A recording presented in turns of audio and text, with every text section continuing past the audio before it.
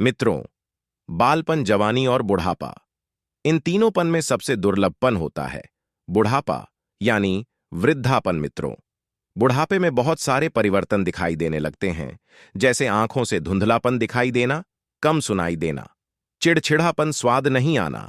लेकिन यह सब बातें को कौन देखता है? बुढ़ापा आता है तो लोग बर्बाद हो जाते, उनका कोई नहीं सुनता। जिस घर को पाई पाई जोड़कर बनाते हैं, जब बुढ़ापा आता है तब उसी घर से उनके अपने ही बेटे उनको घर से बाहर कर देते हैं। उनकी चारपाई बाहर बरामदे में होती है या फिर द्वार पर हो जाती। अब बताओ, जिस घर को बनाने में इतना ज्यादा संघर्ष किया हो, उसी घर से बाहर निकाल दिया जाए तो उन्हें कितना तकलीफ होता होगा। मित्रों, आज हम आपको इस वीडियो में बुढ़ापे में 3 चीज जो बुढ़ापे में सुख देती है, वह कौन सी चीज है, हम आपको इस वीडियो में बताएंगे। और बुढ़ापे में हमें कुछ चीजों को त्यागना है, वह भी बताएंगे। इसीलिए आज का ये वीडियो बहुत ही ज्यादा ज्ञानवर्धक और खास होने वाला है। तो बिना देरी किए हुए इस वीडियो को लाइक करके और चैनल को फटाफट और जल्दी से सब्सक्राइब कर लो, ताकि आने वाले वीडियो का नोटिफिकेशन सबसे पहले आपको मिल सके। दोस्तों, बुढ़ापे में सुखी रहने के लिए हमें क्या करना चाहिए, चलिए एक अत्यंत पावन कथा के माध्यम से जान लेते हैं। मित्रों, पूर्व काल की बात है। एक गांव में एक किसान रहता था, जो अपने खेती के काम में दक्ष था। किसान के एक पुत्र भी था, जिसका नाम मोहन था। किसान अपने पुत्र से बहुत ज्यादा प्रेम करता था। किसान अपने पुत्र का हर एक जरूरत कड़ी मेहनत और परिश्रम करके पूरा करता था, ताकि पुत्र सुरक्षित और ताकतवर जब रहेगा तो बुढ़ापे में सहारा होगा। मित्रों, यही उम्मीद से हर एक पिता पुत्र का कामना करता है। दिन पर दिन बीतते गए। कुछ दिन बाद धीरे धीरे पुत्र जवान हो गया, तो मोहन के पिता को ख्याल आने लगा, क्यों ना मोहन का विवाह कर दिया जाए, ताकि बहू आ जाएगी तो हमें कोई तकलीफ नहीं होगी। इतना ही सोचकर मोहन के पिता मोहन का विवाह गांव के ही पड़ोस में रहने वाले एक किसान के बेटी से अपने पुत्र का विवाह धूमधाम से कर देते हैं और बहू को घर लाकर काफी खुश होते हैं।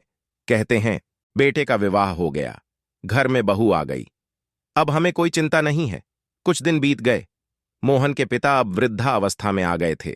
उन्हें जवानी में मसालेदार और चटपटे भोजन अत्यंत पसंद था, लेकिन बहू के आ जाने के बाद जब उन्हें भोजन जाता था तो उन्हें कुछ अच्छा नहीं लगता था। एक दिन उनके पास भोजन गया तो उन्होंने बताया कि भोजन तुम अच्छा नहीं बनाती हो, इसमें नमक ज्यादा, स्वाद अच्छा नहीं है। अब उसे दिन पर दिन क्रोध बढ़ता गया। अब वह किसान वैसा नहीं रहा जैसे पहले था। किसान कभी कभी गुस्से से थाली भी फेंक देता था, घर में विवाद कर लेता था, घर में क्लेश होने लगा, रोज घर में लड़ाई होती थी। किसान बहुत परेशान हो गया। एक दिन खेतों में बैठा सोच रहा था कि जिंदगी अब हमारी पूरी तरह बर्बाद हो गई। मेरा कोई नहीं सुनता। मैं पानी मांगता हूं तो पानी 1 घंटे के बाद आता है, जबकि मुझे प्यास तुरंत लगी रहती है। प्यास से बोल नहीं निकलता। बोलती हैं, ला रही हूं। मेरे साथ क्या हो रहा बुढ़ापा? क्या ऐसे ही अभी श्राप है? इसके लिए हमें क्या करना चाहिए? कोई उपाय समझ में नहीं आता। अब हम क्या करें? यही सोचकर किसान खेत के पास एक कुआं था, वहीं पर बैठा रहा। शाम को काफी लेट हो गया था। तभी सामने से आते हुए एक सन्यासी दिखाई देते हैं। जिस सन्यासी के चेहरे पर काफी तेज था, वह वृद्धावस्था में तो थे, लेकिन चेहरे पर मुस्कुराहट था। सन्यासी किसान को देखकर राम नाम का जाप करते हुए किसान के पास पहुंच जाते हैं। तब किसान सन्यासी को देखकर कहता है, हे महात्मा जी, प्रणाम। तब सन्यासी उस किसान को देखकर कहते हैं, क्या हुआ पुत्र, तुम बड़े चिंतित दिखाई दे रहे हो, तुम्हें क्या समस्या है? तुम्हारे चेहरे को देखकर मुझे लगता है तुम गहरी सोच में डूबे हुए हो। यह उम्र तुम्हारी इतना ज्यादा सोचने की नहीं है। तुम्हें तो अब शांति और आराम की अति आवश्यकता है। तब किसान ने कहा, हे महात्मा जी, आप सही कह रहे हैं, मुझे कोई चिंता की जरूरत नहीं है, आराम की जरूरत है। लेकिन मैं क्या करूं? मुझे आराम और शांति लिखा ही नहीं है। मेरी बहू मुझे समय से खाना नहीं देती और ना ही घर में मेरी कोई बात मानी जाती है। मैं अब कोई काम का नहीं रहा। मैं सिर्फ और सिर्फ इस धरती का बोझ बना हुआ हूं। मुझे कब धरती मैया उठा लें, यही इंतजार है। लेकिन मुझे अभी तक धरती मां ने उठाया ही नहीं। यह सुनकर संत जी किसान से बोले, तुम्हें अब कोई चिंता करने की आवश्यकता नहीं है। बस सिर्फ और सिर्फ तुम एक काम करना, कल मेरे कुटी पर आ जाना, मैं तुम्हारे सारे समस्या का हल ढूंढ दूंगा। संत जी इतना कहकर और बोले, तुम अभी मुझे कुएं से ठंडा पानी निकालकर पिलाओ, मैं चलता हूं। तब उस किसान ने सन्यासी को पानी पिलाया और बोला कि हे महात्मा जी, आपका कुटिया कहां पर है? तब महात्मा जी बोले, बेटा मेरा कुटिया यहां से काफी दूर है, मैं जंगल के पास एक टापू पर एक कूटी बनाकर रहता हूं, तुम वहीं आ जाना। संत इतना कहकर और वहां से चले गए। किसान अपने घर गया और जैसे ही सुबह हुआ, किसान घर पर बताकर संत जी के आश्रम चल दिए। संत जी का कुटी काफी दूर था, इसलिए चलते चलते किसान को प्यास लग गई। कुछ देर बाद उसे एक कुआं दिखाई दिया। उसने कुएं के पास गया। वहां पर दो बुजुर्ग पहले से ही बैठे हुए थे। उन्होंने किसान को पानी पिलाया और बोले, कहाँ जा रहे हो? किसान ने अपनी सारी समस्या बताई। तब बुजुर्गों ने कहा, जैसे तुम्हारी समस्या है वैसे ही मेरा समस्या है, आपके साथ मैं भी चलूंगा। फिर तीनों संत जी के कुटी पर चल देते हैं। चलते चलते कुछ देर बाद संत जी के आश्रम पर पहुंच जाते हैं। संत जी आसन लगाए हुए बैठे थे। तीनों बुजुर्ग जाकर संत के पास बैठ जाते हैं और कहते हैं, प्रणाम महात्मा जी। फिर संत जी तीनों बुजुर्गों से कहते हैं, कल्याण हो, तुम सब शांति से यहां पर अब बैठे रहो। तुम सभी लोगों का आदर सत्कार करना हमारा पहला कर्तव्य है। फिर संत जी अपने पत्नी को आवाज देते हैं, कहते हैं, हे भाग्यवान, तुम जल्दी से यहां पर आ जाओ और एक धूनी जला दो। यह सब सुनकर तीनों बुजुर्ग असमंजस में पड़ जाते हैं। इतना कड़ी धूप है, गर्मी बहुत तेज है, फिर भी संत जी कहते हैं, यहां पर आग ले आओ, एक धूनी जला दो। कौन आग सेकेगा? तीनों बुजुर्ग देखते रहे और इतने में ही संत की पत्नी आग लेकर आई और जला दिया। तीनों की गर्मी से हवा निकल गई। तीनों बुजुर्ग मन ही मन बोले, कैसी पागल औरत, ये संत तो उससे बड़ा पागल है। यह मेरे समस्या कैसे ठीक करेंगे इन्हें? जब गर्मी और ठंड का एहसास नहीं है, कब आग तापा जाता है, ये भी इन्हें पता नहीं है, तो हमारी समस्या क्या ठीक करेंगे? यह सब देखकर तीनों बुजुर्ग बोले, अच्छा महाराज जी, मैं चलता हूं। तब संत जी बोले, अरे तुम लोग कोई समस्या लेकर आए थे, इतना जल्दी क्यों जा रहे हो? बैठो, द्वार पर आए। अतीत का बिना सेवा सत्कार किए हुए जाना ठीक नहीं है, इसीलिए हे भाग्यवान, इन तीनों के लिए तुम 4 गिलास दूध ले आओ। किसान और उसके 2 साथी बुजुर्ग सोचने लगे, हम 3 ही लोग हैं, यह 4 गिलास दूध क्यों मंगा रहे हैं? चलो पीकर ही चलते हैं, दूध पीने से क्या नुकसान है?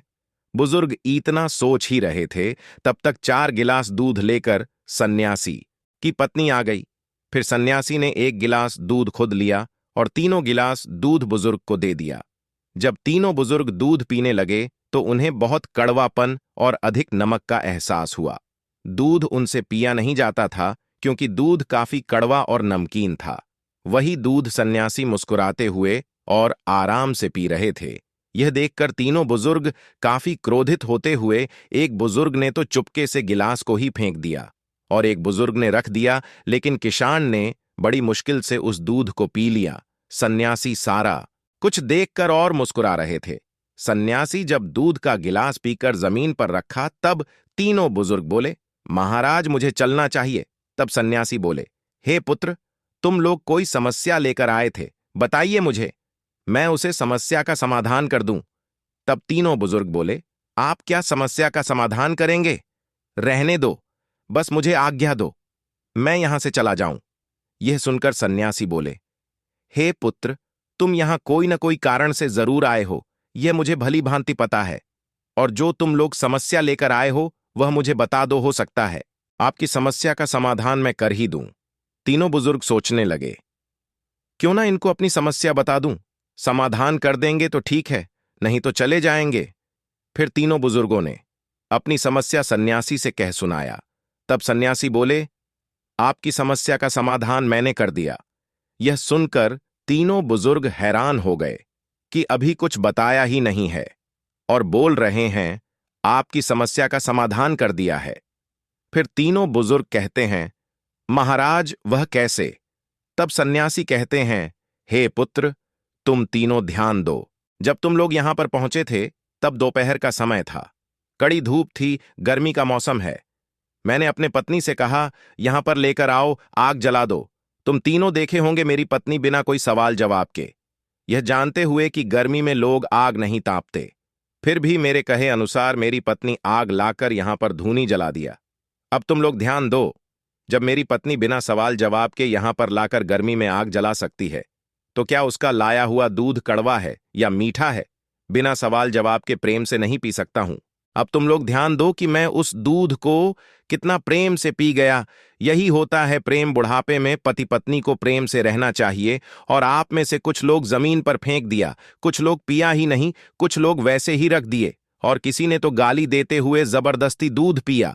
फिर सन्यासी आगे बोले, अब तुम तीनों बहुत ही ध्यान से सुनना।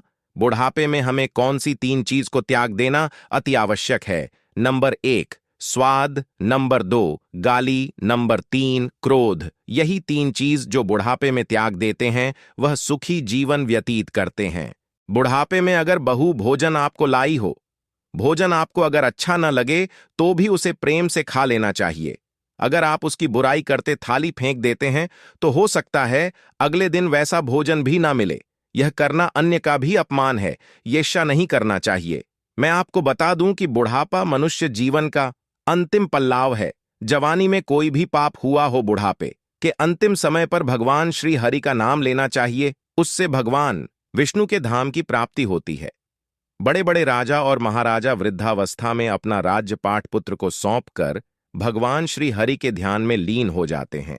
इतना कहकर सन्यासी उन तीनों बुजुर्गों से पूछते हैं, क्या तुम लोगों को मैं अभी तक जो बताया हूं समझ में आया? तब तीनों बुजुर्ग कहते हैं, हे महात्मा जी, आपने तो मेरे आंखें खोल दी। इतना कहकर तीनों बुजुर्ग सन्यासी का प्रणाम करके और घर वापस चले जाते हैं और अपना बुढ़ापा सुख में व्यतीत करते हैं। मित्रों, यह कहानी कैसी लगी कमेंट में लिखकर जरूर बताना। वीडियो अगर अच्छा लगा हो तो वीडियो को लाइक करके और चैनल को सब्सक्राइब कर लेना। यहां तक वीडियो देखने के लिए आप सभी प्रिय मित्रों का प्यार पूर्वक धन्यवाद। जय श्री कृष्णा। राधे राधे।